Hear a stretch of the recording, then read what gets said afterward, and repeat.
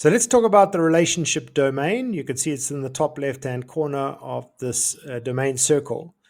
This is an incredibly important domain because it is these signature themes that determine our assessment of whether we're going to connect to another human being or not. You would have heard about the concept of fight or flight or threat. And it is these themes that perceive the likability, approachability, safety, trustworthiness of the individuals around us. It shouldn't surprise you then that people with very little of these themes in their top 10 don't really pay attention to that and are far more transactional with the way that they work with individuals. They are quite comfortable being alone or independent. And the inverse is true. The more you've got in the relationship building domain, the more you are going to seek belonging, connection, relationship. And this is where the tribe sits. The entire concept of relationship building themes is together we are more.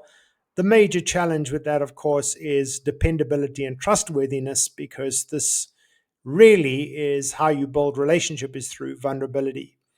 If you open yourself to an individual, they can really, they can also stab you in the back, and that would be betrayal. So vulnerability and openness sit in these domains, and each of these themes assess people at different levels and in different traits. It shouldn't surprise you that these themes also have values embedded in them. And the more another person emulates those values, the more you are going to be drawn towards them, and the more open you're going to be to establish partnership. So these themes really drive the way that we connect to individuals. And I'm going to go through that at quite a high level, and then in another video, dive into a bit of the nuances and the interplay between these themes. So the one that's perhaps the most chilled is adaptability. Adaptability makes no demands on the individuals around it, which is quite remarkable. So, but it does love having people around it. It's just so easygoing. So adaptability has this rare ability to not be impacted by the people around it. Not very good at developing trust, because it literally is will trust anybody and everybody. So if you've got that in your top 10, that's going to impact how you perceive individuals and also impact your other themes, which perhaps are a little bit more sensitive. So you have to be careful of that. Connectedness is around the concept that the whole, we're part of something bigger than ourselves. And so the way we need to behave needs to protect that. And so it's very conscious of consequence. If I act in this way, that's going to have a knock-on effect, and that knock-on effect can keep on knocking on like a spider's web. So connectedness is really around intuitively sensing how people are connecting to others, and whether they're aware that they're part of something bigger, and are they taking accountability?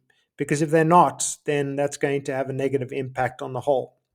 Developer is interested in individuals becoming secure in themselves, growing in their self-esteem, walking into self-confidence and self-belief. They have this intuitive ability to sense people who are lacking that and are drawn to them like a moth to a flame. These are natural encouragers and builders.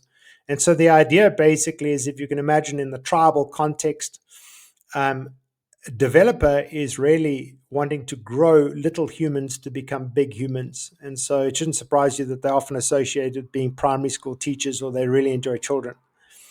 Empathy is around support, emotional support, the ups and downs in life. So empathy wants to bring to the drive compassion and the ability to understand that as human beings, we have good times and bad times, and are we there for each other in the bad times? Positivity is there for the good times. Positivity is there to remind us that as individuals, there are two sides to look at who we are. We could look at what's wrong, or we could look at what's right, and they believe in celebrating what's right. Harmony understands the impact of aggression, disruption, and the impact sort of a hard line takes on breaking connection. So harmony are around the dance of compromise. Harmony wants to give and take, and they assume that if everyone is prepared to give and take, that we'll still stay connected as a group. Harmony hates the disruption or the breaks in relationship, and so tries to move as fluidly as possible to maintain them. Includer means that everyone should belong in the tribe, and so they intuitively make an effort that we stay connected together. Individualization is almost an enigma in the sense because it's really about the individual expression of who you are as an individual. Now, it might play out in the sense that individualization could be individualistic, in the sense that the person says, "This is me." But in reality, they are tribal. The challenge is that they just would like us to allow that individual to express themselves within the context of the group, so that there are nuances to who we are as individuals, and those nuances should be celebrated. So, in other words, the balance they bring to the tribe is that we should never, the tribe should never be about conformity. It should be about connection and the celebration of individuality and not conformity, because some of these other themes may lead to conformity, and individualization says, no, that mustn't happen.